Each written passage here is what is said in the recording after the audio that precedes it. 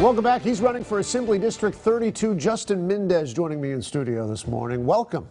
Thank you. Thank you for having me. And congratulations on what was a very, I don't know, was it a surprising result in the primary for you? You finished on top of the sitting Assemblyman Rudy Salas from Bakersfield. Yeah, I mean, it was not a, it wasn't the, what we thought it was going to be, but it was a great result regardless. I mean, you haven't been running long.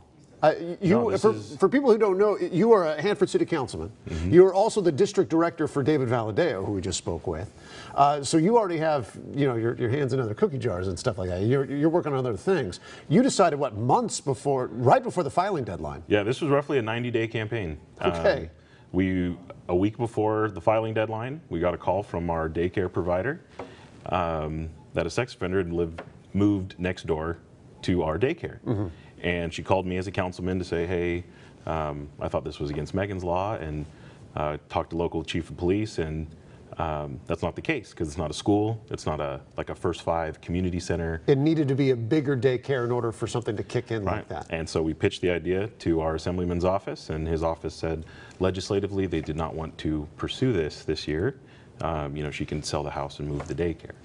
And I've heard the assemblyman respond to this, and he says that that's not the way it happened. That is the way it happened. I mean, I've been a staffer for a long time. I know how to treat people. I know what constituent service looks like.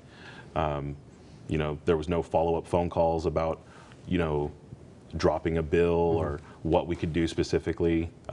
But to outright say legislatively we don't want to pursue it, that's just cowardice. And that's what got you into the race? Absolutely. It was that simple. It was like, that's yeah, it. I called my wife. My wife is a Hispanic Democrat that walked precincts for Rudy in 2012.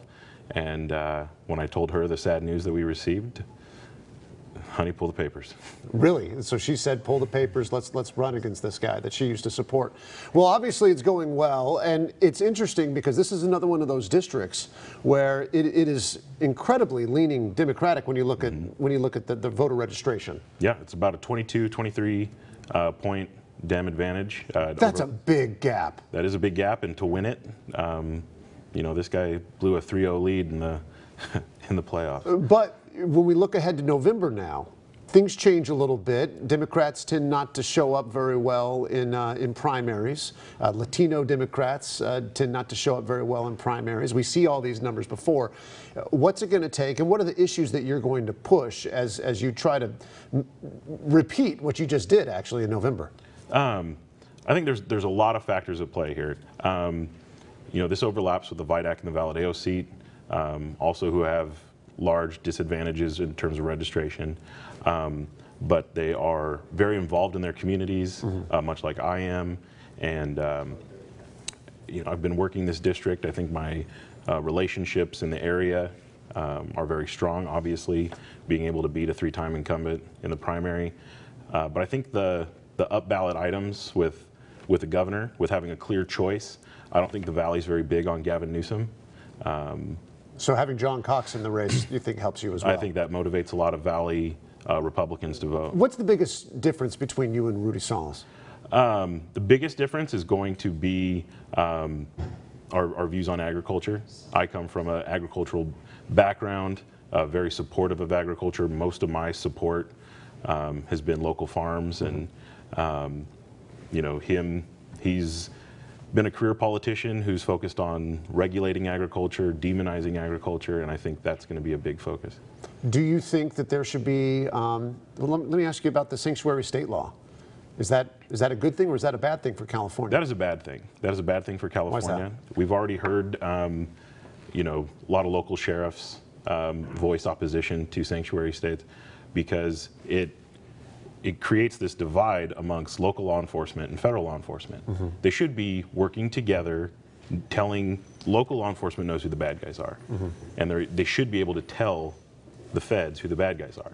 This legislation doesn't allow that to happen, and so then ICE is forced to pick up these criminals amongst hardworking immigrants in our communities. And so, and then today, I forgot which radio station I was listening to, but you know, they mentioned that the feds are being more forceful because they don't know what to do, because they don't know if local law enforcement is going to send the criminal directly to the jail So they're either forcing deportations or, you know, holding them in a federal facility. There's obviously a lot of issues that we can talk about and look forward to. It's a long time until November. You were on, you had taken a break from working with Valadeo. You are now, your leave has ended, so you're now back working with him until as we get closer to Election Day. Is that the general Yep. plan? Well, Okay. campaign hat is off. All right. And the federal staff hat is back on. Well, thanks for putting it on for a couple minutes with us. We appreciate it. We'll look forward to having you back on the program. Thank you. Justin Mendes, you're running for Assembly. Thanks for being here. After the break, we're going to bring in the panel. We got more on the politics surrounding immigration. Plus, we will look at the Latino turnout from this month's primary and analyze that a bit. Stay with us. We'll be right back.